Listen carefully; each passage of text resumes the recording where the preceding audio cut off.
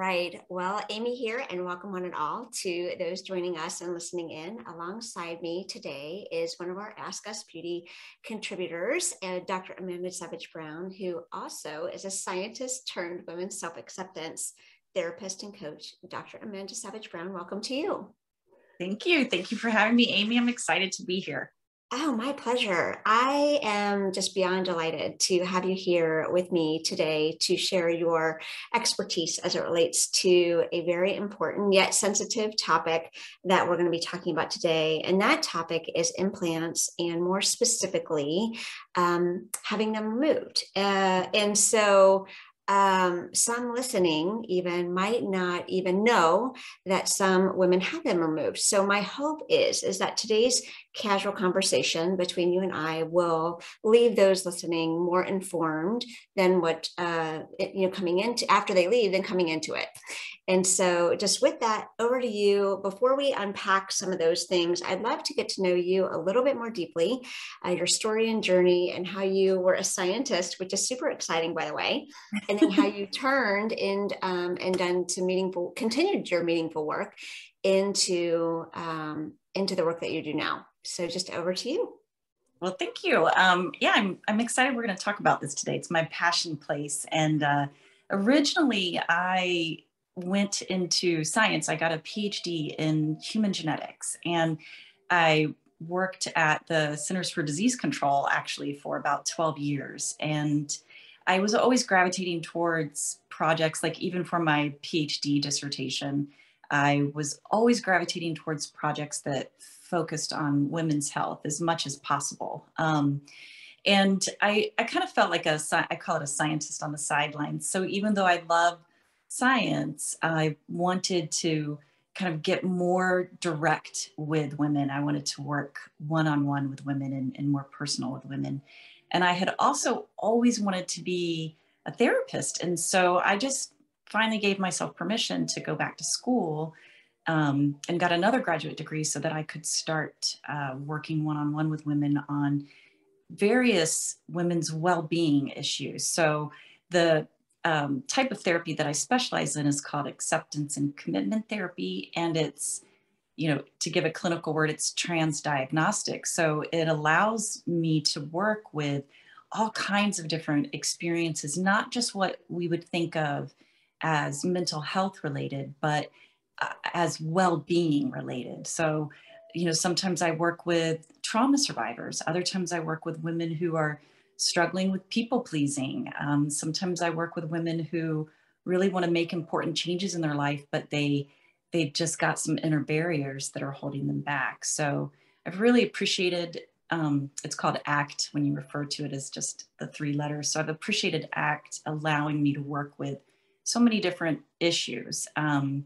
And it's also very evidence-based and science-based. So, I've been able to kind of merge both of my interests and passion by doing this work. And then, to kind of bridge to what we're going to be talking about today, the way that I got involved in the issue around helping women before, during, and after breast implant removal was that I myself had breast implants put in after we had our last baby. And so after pregnancy and breastfeeding, and that's just a really common time that women opt for breast implants. And that's when I got them. And about 12 and a half years later, I was removing them for many different reasons, which I'm always happy to talk about. I'm very open about my story. But 12 and a half years later, when I was choosing to remove mine, I became aware of, I was amazed that there are hundreds of thousands of women removing their breast implants. And I witnessed, through my eyes, I witnessed tremendous struggling with the emotional and the inner experience around it, because our breasts really matter to us, and if you get breast implants, your breasts aesthetics are important to you. And so removing them or experiencing breast implant loss there's an inner experience. And that's when everything kind of made sense for me and collided for me, and my personal life and my professional life came together. And for the last several years, I've just been really translating everything from acceptance and commitment therapy to helping women who have breast implants in their body kind of learn and come to terms with, you know, the inevitable decision of removing or replacing them over time.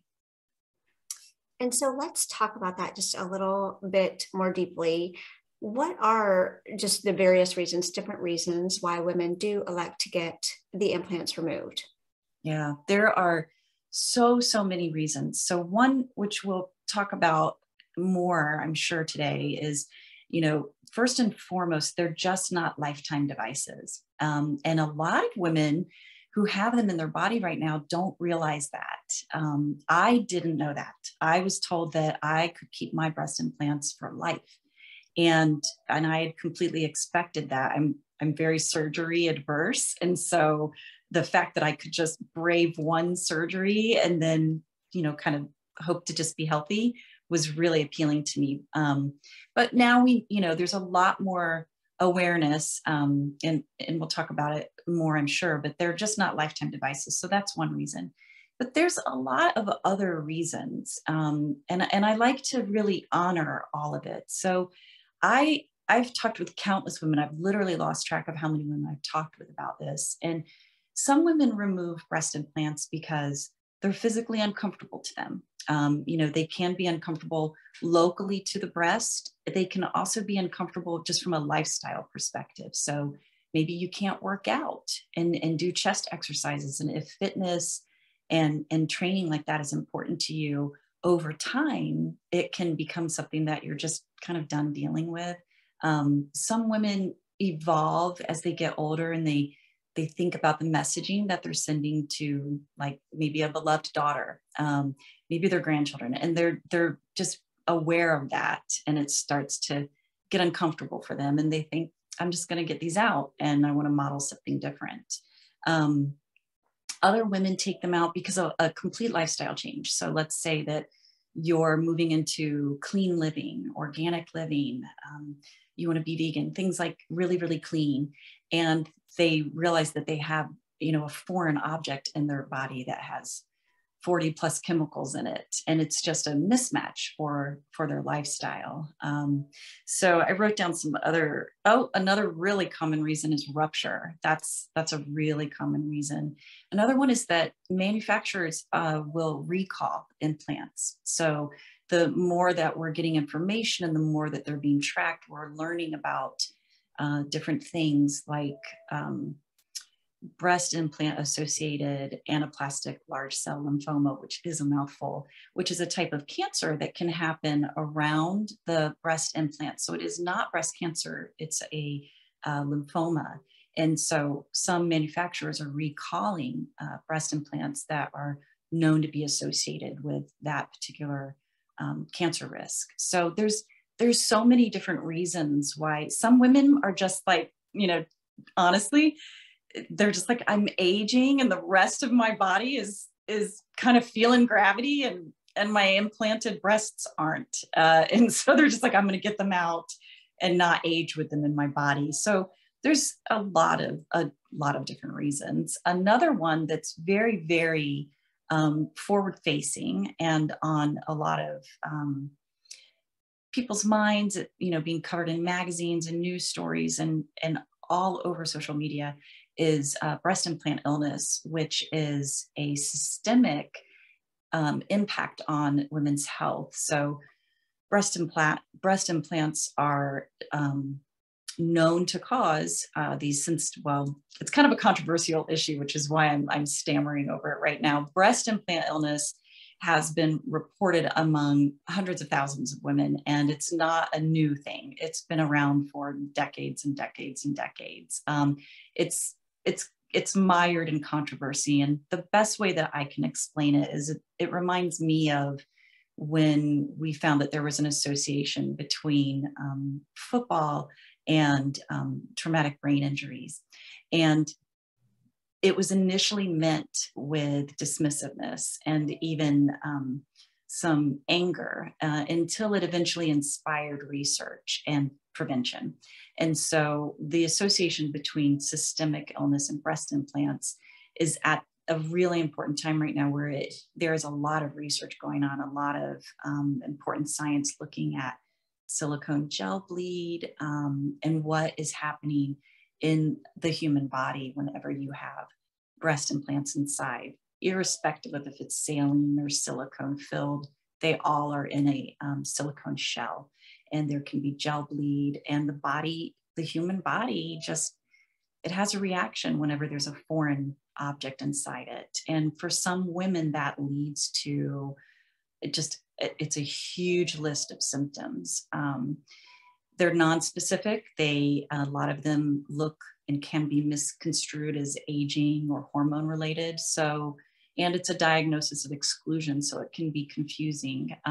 But if you have breast implants in your body and you have declining health, that you're really chasing down, trying to figure out what's causing it, and you're not getting any answers in your lab and everything's coming back normal, then it's really important to consider breast implant illness. And the treatment for it is explant. That's what breast implant removal is called. And the majority of women, when they explant, they do have a relief of symptoms. So that's one of the things that's driving explant more than anything right now. Well, thank you for that. And I know you talked a little bit about just them not being lifetime devices, and which that was super helpful, just because there's a lot of folks that might not realize, as they're having them put in, that there might need to be a procedure thereafter. When you kind of go back to the science and the math and the facts and all of those, is there anything else, especially that as women, if you make the choice to even get them, like what to know maybe ahead of time that might not necessarily be published or be talked about ahead of time? Yeah, there's actually, there is things that are available now, which wasn't available before. So you can even go to the FDA's website, and they have a document called Things to Consider Before Getting Breast Implants. And it lists several things to consider. And I recommend that even women who have breast implants in their body take some time and review that document, because it gives you the information that you may not have been given when you opted into breast implants. And it's important when they're in your body for you to be aware. And so in that document, it talks about, and these are direct from the FDA, these are not lifetime devices. They are problem prone, that you should expect to have additional surgeries when they're in your body, that those surgeries are unlikely to be paid for unless you're a breast reconstruction with implant patient. That over time, the longer that you have breast implants in your body, the more problems you're going to accumulate, and that breast implants do need to be replaced or removed. The exact timing around that one isn't solid, but the 10-year mark seems to be, one that people can kind of get behind. So the other thing is they need to be monitored the whole time that they're in your body. And that's particularly important with the silicone gel filled implants, because they can rupture, and it's called a silent rupture. And why it's called a silent rupture is that there's a fibrous scar capsule that's around all breast implants, and it's your body's way of creating a barrier between you and the foreign object. And that fibrous scar capsule, if a silicone gel implant ruptures, the fibrous capsule, the scar capsule will hold it in place. So you can't tell, so they're called silent ruptures, but it's visible on MRI and ultrasound. And so the FDA recommends that you have those screenings done every couple of years to know if you have a ruptured implant inside you or not.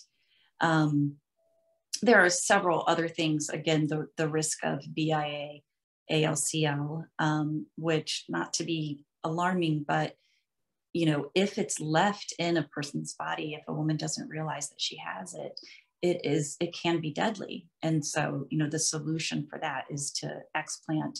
And when explant takes place, then most women are fine. So it's really important. So the FDA warns about that.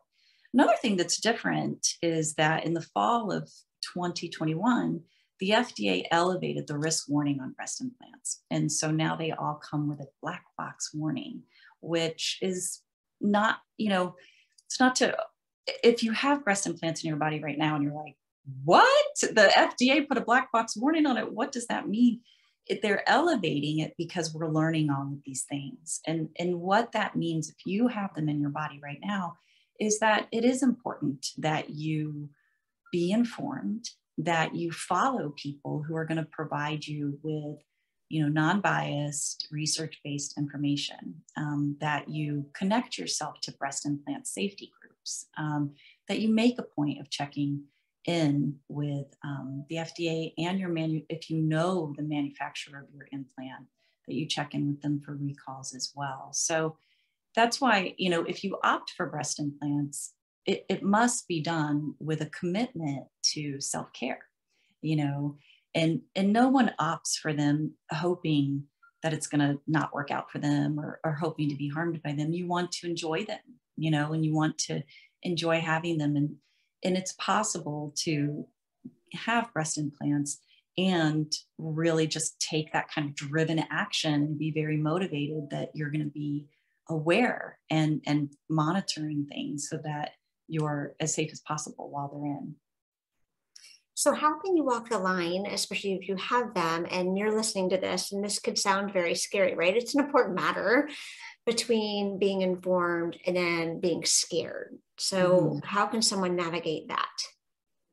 Yeah, I think that, these are highly nuanced journeys. For example, one thing that we didn't talk about is that, and another reason that some women will remove them is they do interfere with mammograms. So, let's say that someone in your family develops breast cancer and you have breast implants. That's another reason that somebody might want to remove them, is so they can have, a better screening for themselves. But that's a highly nuanced thing, right? So it depends. You need to know your context. You need to know yourself, and you need to just be curious, be aware. I recommend that women who have breast implants just kind of make a list, just a non-judgmental list, and just kind of thinking about those things that we talked about. It's okay to just list out, do I have any local issues? Do I have pain, or some breast implants are really freezing cold all the time? Sometimes there's ripples, so there can be local issues. So just make a list, no judgment, just be objective. Do I have any health impacts that are unexplainable? Is anything going on in that area? Make a list. Are there any lifestyle impacts? Are there any, some women are like, I can't feel my children when I hug them. I can't feel their heartbeats, so just really opening up to all of that, and then monitoring that and watching how your life is, making sure that you're getting MRIs, making sure that you're getting the screening, and just making sure that you're a responsible consumer with this medical device that's in your body that, has these elevated risk warnings. It's really just about being willing to act on your own behalf with this, and being willing to just kind of, I say, be real about it, because, I had breast implants too. And I knew that I didn't want to age with mine. And like I told you, I am not joking. I'm really afraid of surgery and being put under. It's kind of a really irrational fear, but I'm not alone in that. And, so I had a lot of issues with my breast implants, many, many issues. And I was just tolerating them because I really didn't want to have another surgery, So I encourage women to just work on being real with themselves. And that way you're not going to fall into that trap of missing something or tolerating increasing problems. You can decide, are these things that are on my list, would they be improved? Would they be maintained? Would they be amplified or worsened if I replace? Or these things on my list, would they be improved, maintained, or worsened if I explant? And you can make informed decisions, which is really what this is all about for women, is making sure that they just have the information so that they can decide what's best for them. Wise words. And I love the checklist. I think that that's something that everyone can and should do. Mm-hmm. And if in reviewing the checklist that you decide for whatever reason that's personal to you to have them removed, which it is a very personal decision, I guess talk a little bit about that and why, one person's decision is different from another, and Mm-hmm. just, right. Yeah. So just Yeah. getting right. This is my passion place. So it is a personal decision, and yet it is not private at all. These are the most highly sexualized landmarks on the human body, and we all grow up, we've grown up and we've learned that breasts matter. And, I'm not here to try to argue that. First of all, I know it doesn't work. And second of all, that's not going to be helpful to somebody. I think what we need to do is acknowledge that breasts matter, and that right now, the devices that women are offered are temporary and they're problem prone. And that puts us in a position where typically, inevitably, we're going to have to choose to replace or remove. And women with breast implant illness, some breast cancer reconstruction patients, if their body isn't tolerating the implants, they don't get that option to choose to replace or remove. They just simply must remove. If you have those kinds of issues, some of them are like, you really just need to get them out of your body and not get them put back in. So it is a personal decision. It has this very public aspect. It impacts your relationships. It impacts your sense of self. You're at work one day and you have a nice full bust, and you come back to work after surgery and you don't. There's a lot of things to consider about it. And I'm hoping that we can get to a place where we are able to just support one another in the same way that we do. Women can do all kinds of things with our last name when we partner and we get married. We might change our last name. We might keep our last name. We might hyphen our last name. We might make up a mix of our last name and our partner's last name. And everybody's just supportive of each other around that. And I would like to get to a point with talking about breast implants and women's health where we're able to be supportive of each other and encourage each other and give each other quality information that helps us make these difficult decisions. And part of why I'm doing the work that I'm doing is because there seems to be this undercurrent right now that because breast implants are largely elective, right? There's many women who have breast implants for reconstruction after breast cancer. And then there's many women who augment, and it's a cosmetic surgery.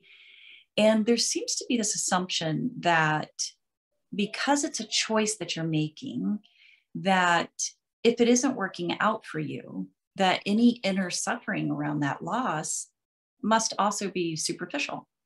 And because breasts matter, and because they are these highly sexualized part of our body, and it's how we see ourselves, we've mapped ourselves with those mounds of flesh, that if it doesn't work out for you, if for whatever reason, lifestyle or health, or you just financially, you just can't keep having, reoperations, there's a grief and loss process with that, and there's also an opportunity with that, really, to, kind of rework your relationship with yourself and how you see yourself. So, I encourage women to, it's very important that women connect with other women who know their distress, who know their experience, and have gone before them. Women are wired to seek connection to other women who know what they've been through. There's actually there's research studies that have shown that if you take women and they're in a room together, and you say, okay, we're going to take you in this other room and we're going to shock you. It's not going to be terribly painful, but it's unpleasant. Some of you are going to do this and some of you aren't. You can either stay in this group together or you can go prepare yourself by yourself. All the women choose to stay together, and they preferentially seek out other women who are in the same circumstances. And that women just want to connect with people who understand what they've been through, which is why it's great that a lot of people are coming forward and talking about our experiences with breast implant loss, breast implant illness, BIA, ALCL, explanting to flat if you're a breast cancer patient. So, making sure that women have that kind of support and connect, because even though it's a personal decision, it impacts us mentally, emotionally, socially. It's not private. And before we get to maybe talking a little bit more about the support, I would love to just pick your brain a little bit with regards to how women make decisions, and the factors. We've all heard of the fight, flight, and freeze. Is that a factor here, when making decisions, or not so much? Or is there any other considerations that we need to be aware of?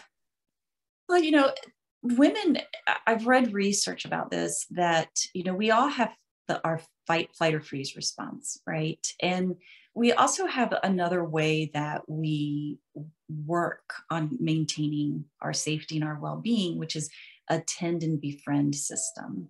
And if you kind of go back in time, long time ago, to, back when people were nomadic and constantly invading each other and doing things like that.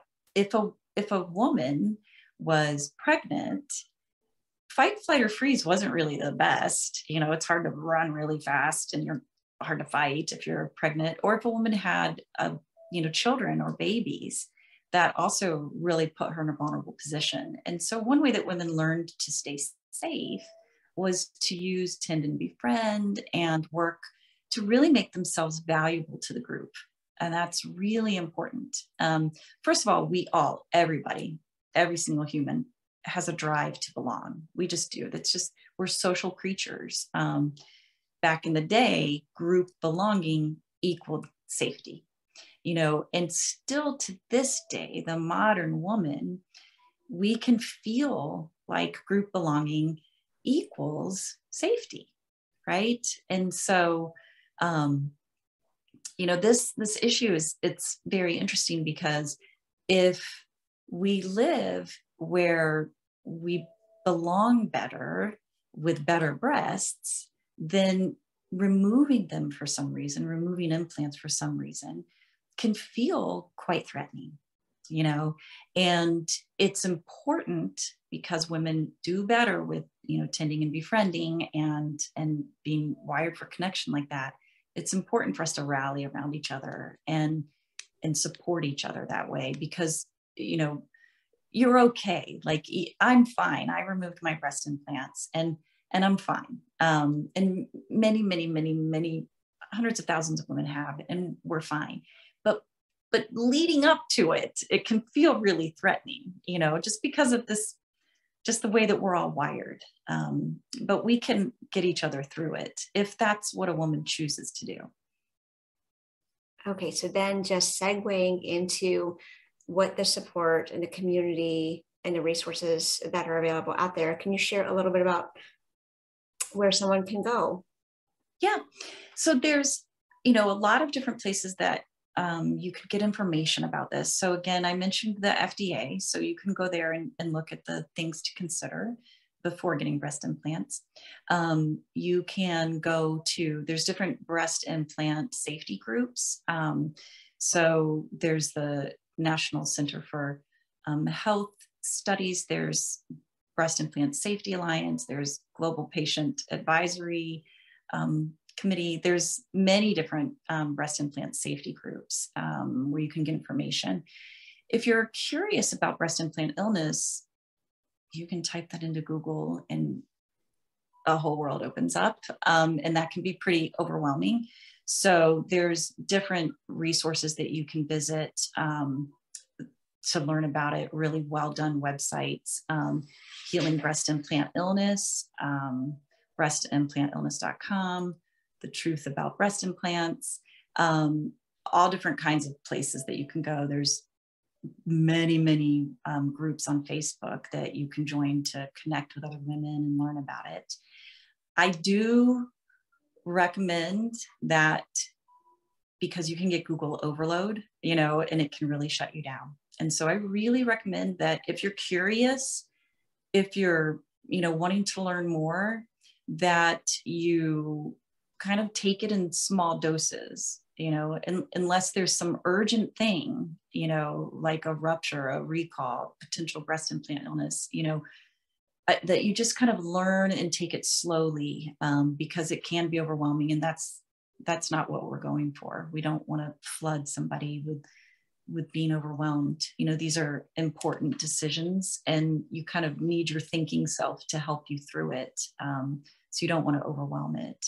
I have a Facebook group. It's focused on the inner experience of longing for, living with, or removing breast implants. So it's a little bit of a bigger scope, and it's agenda free. It isn't to convince anybody to do anything. It's to talk about the inner journey and the thoughts and the feelings and the beliefs that lead us to want, better breasts or restored breasts, like I did after, breastfeeding, or reconstructed breasts. What is driving us to that? And then, well, what happens if breast implants aren't working out well for us? How can we cope with that? And how can we, overcome any of those inner experiences that can be challenging moving forward? That group is called Breast Implant Through Explant Inner Companions. You can visit my website, which is amandasavagebrown.com. There's a blog on that website where I talk about a lot of these issues and provide links for a lot of these places that I've mentioned. I'm going to be adding a resource page to my website soon as well. So hopefully it can kind of become a one-stop shop. And then I also have a book coming out this summer. And the book is really, it's where I've translated the acceptance and commitment therapy to this entire journey. So again, the book isn't like you're buying this book because you've decided that you're going to remove your implants. The book it's meant to be a companion for any woman who has, or any person who has breast implants. So it's meant to be a companion to help you through the entire journey, and teaches you 6 evidence-based inner skills so that you can, I call it reclaiming your mind and your heart and your body from the breast rule book, which is that what I was talking about, that we all learn these things growing up in this society. And so, women can come to that book if they're nowhere near ready to explant. They can come to that book if they are facing it, and women can come to that book if they did explant and they want inner healing, and they really want to work on full self-acceptance, or feeling, better about how the outcome has turned out for them. So that'll be out this summer. I'm excited to get that out, and I hope it's a helpful resource for people. We're excited to have it, to get our hands on it. Yeah. And, I just wanted to, you shared a little bit about how to get in contact with you. And just for those who are listening, who are just thinking about what this might look like for them, as you're going through that checklist, and if they want to reach out, certainly you've given them some ways to do it. Can you share a little bit about your approach in working with the wonderful women that you've been working with? Yeah. So I have a program that I developed, and it's called Bright Inner Healing. And Bright is an acronym that I came up with for breast implant through explant. So I call it Bright Inner Healing. And like I said, I've completely translated all the evidence-based approaches from acceptance and commitment therapy.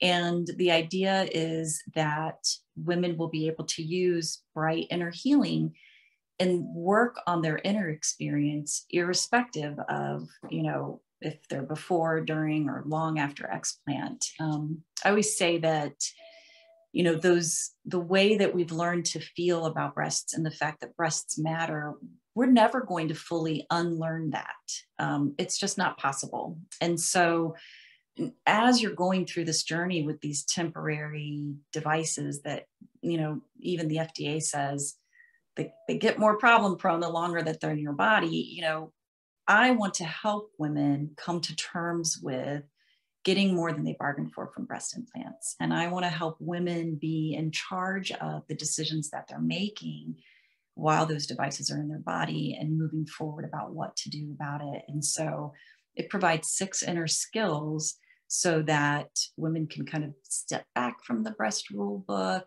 They can learn how to companion themselves whenever they're comparing themselves, which we're going to do until we die. It's part of being human. We care about group belonging. So we're always seeing how we measure up. And that's actually a really important part of being human. It's just that sometimes we take it to an extreme and then it can be unhelpful to us. And when breast implants maybe aren't working out for you, that very natural, normal human aspect can kind of get in the way, and it can cause suffering. And so, women can come to me and work one-on-one if they want to do that. And we will go through the program, and I'll teach them how to practice all of these skills. And what I say is that it's turning the idea of self-acceptance from a concept into a verb. It's making it a practice, something that you actually do for the rest of your life. And that's really important because, as you go through this journey, you're continuing to live in a society where breasts matter. They do. And so being able to have a whole program that you can learn that kind of arms you to move forward and really be able to take care of yourself and not neglect or kind of, shoulder to the line like women are really good at doing. I'm just going to get through this. And so, I have the one-on-one program. I have the book coming out. And what I'm more excited about than anything is taking the book and offering workshops that are much more specific to women on these journeys, because a woman who's losing breast implants after breast cancer reconstruction, there's a different set of considerations than a woman who is removing breast implants after augmentation. And there's very different considerations if you're removing because of something like breast implant illness. There's just nuances to all of them. And so I want to be able to offer workshops that are, specialized for the different types of experiences that we can have. It has been a pleasure. Thank you so much for the important work that you do and for carving out the time to speak to us today. Super helpful. And I can't wait to be able to read the book and, of course, hear more about the meaningful work that you do. Thank you so much. Thanks, Amy.